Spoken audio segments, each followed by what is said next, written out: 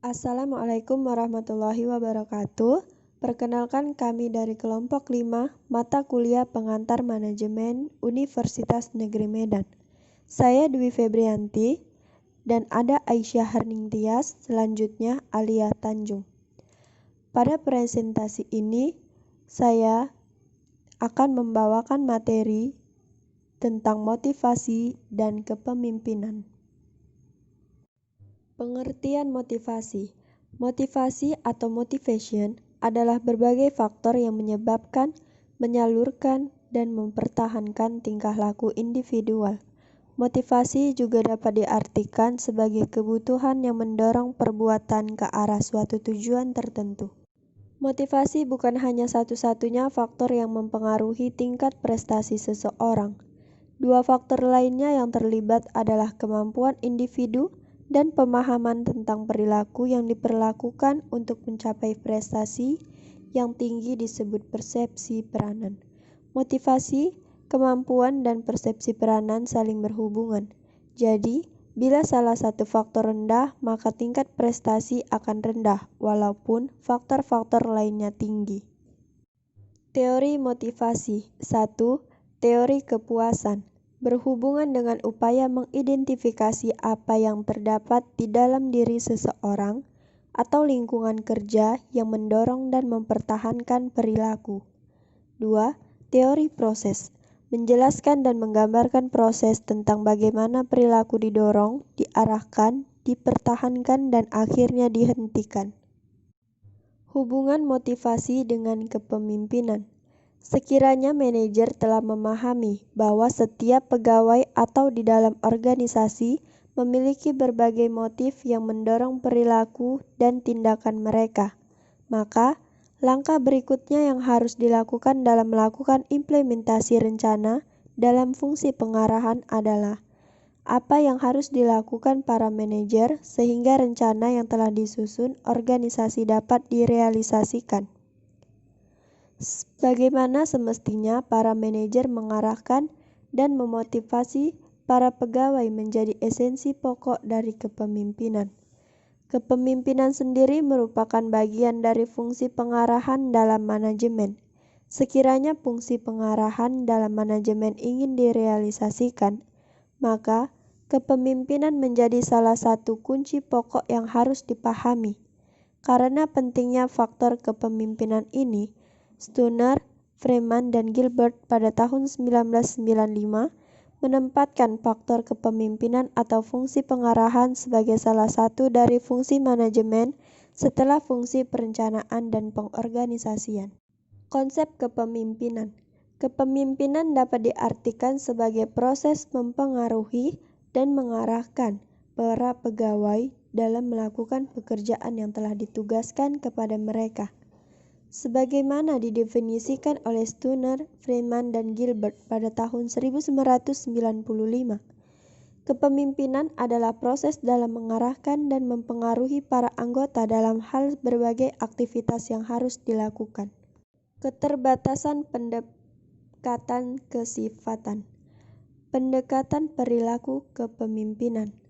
Pendekatan perilaku kepemimpinan lebih berfokus pada menentukan apa yang dilakukan oleh para pemimpin efektif, sebagaimana mereka mendelegasikan tugas, bagaimana mereka berkomunikasi dengan dan memotivasi bawahan mereka, bagaimana mereka menjalankan tugas, dan sebagainya.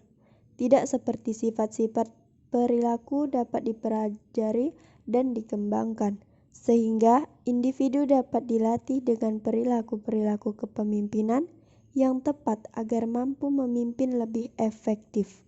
Pendekatan perilaku memusatkan perhatiannya pada dua aspek, yaitu fungsi-fungsi dan gaya-gaya kepemimpinan. Fungsi-fungsi kepemimpinan. Agar kelompok berjalan secara efektif, seseorang harus melaksanakan dua fungsi utama. Yang pertama, fungsi-fungsi yang berhubungan dengan tugas atau pemecahan masalah, dan yang kedua, fungsi-fungsi pemeliharaan kelompok atau sosial. Fungsi pertama menyangkut pemberian saran penyelesaian, informasi, dan pendapat. Fungsi kedua mencakup segala sesuatu yang dapat membantu kelompok berjalan lebih lancar, persetujuan dengan kelompok lain, penegahan perbedaan pendapat, dan sebagainya. Aspek kedua tentang perilaku kepemimpinan adalah memusatkan pada gaya kepemimpinan dalam hubungannya dengan bawahan. Ada dua gaya kepemimpinan, yaitu gaya yang orientasi tugas dan gaya dengan orientasi karyawan. Gaya kepemimpinan. Telah terjadi perdebatan dalam waktu cukup lama untuk mencari jawaban apakah ada gaya kepemimpinan normatif atau ideal.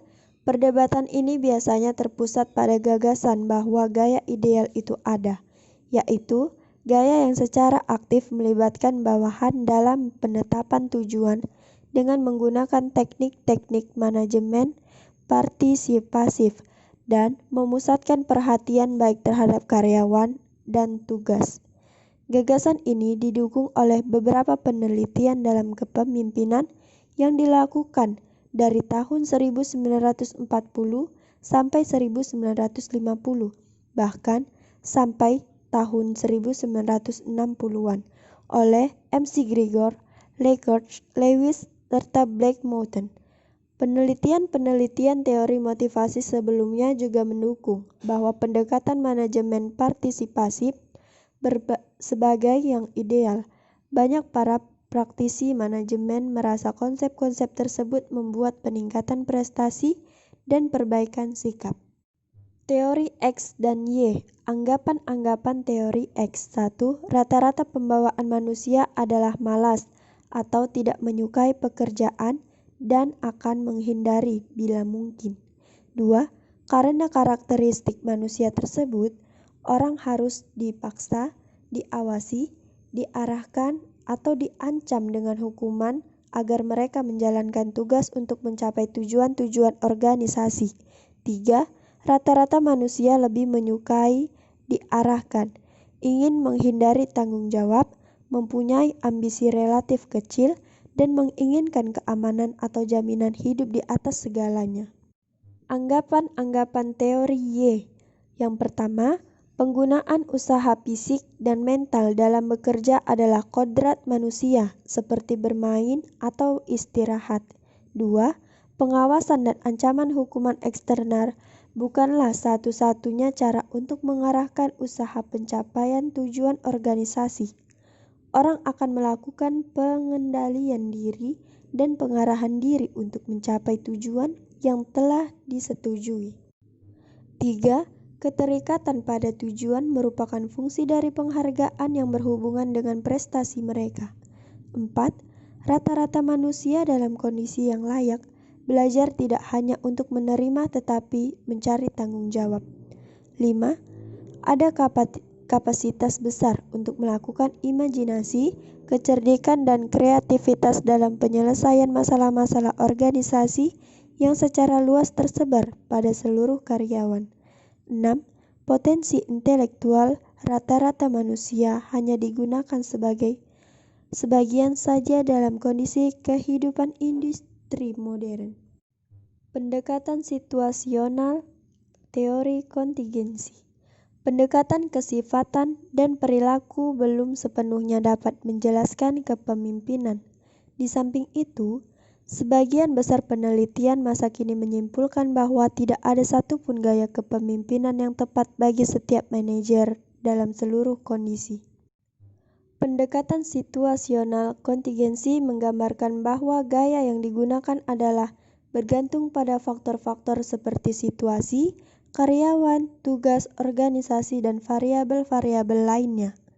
Teori-teori situasional yang terkenal adalah rangkaian kesatuan kepemimpinan dari Tannenbaum dan Smith, teori kontingensi dari Fielding, dan teori siklus kehidupan dari Hersey dan Blanchard.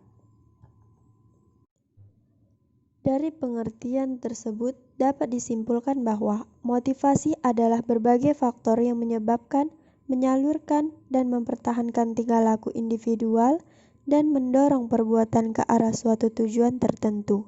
Sedangkan kepemimpinan dapat diartikan sebagai proses mempengaruhi dan mengarahkan para pegawai dalam melakukan pekerjaan yang telah ditugaskan kepada mereka. Pemimpin tidak hanya memberikan pengarahan kepada bawahannya saja, namun pemimpin juga harus memberi motivasi atau dukungan kepada bawahannya. Tidak dapat disangka lagi bahwa pengaruh motivasi yang diberikan pemimpin kepada bawahannya juga sangat penting untuk meningkatkan kinerja bawahannya. Karena dengan terciptanya hubungan yang baik antara pemimpin dan bawahan akan memudahkan untuk mencapai tujuan perusahaan. Gaya kepemimpinan yang efektif juga dapat menentukan kinerja karyawan. Menurut Edwin Gisel, dalam penelitian ilmiahnya telah menunjukkan sifat-sifat tertentu yang tampaknya penting untuk kepemimpinan efektif. Sifat-sifat tersebut adalah sebagai berikut. Pertama, kemampuan dalam kedudukannya sebagai pengawas atau pelaksanaan fungsi-fungsi dasar manajemen, terutama pengarahan dan pengawasan pekerjaan orang lain. Kedua, kebutuhan akan prestasi dalam pekerjaan, mencakup pencarian tanggung jawab dan keinginan sukses. Ketiga, kecerdasan, mencakup kebijakan, pemikiran kreatif, dan daya pikir. 4. Ketegasan atau kemampuan untuk membuat keputusan-keputusan dan memecahkan masalah-masalah dengan cakap dan tepat. 5. Kepercayaan diri atau pandangan terhadap dirinya sebagai kemampuan untuk menghadapi masalah. 6.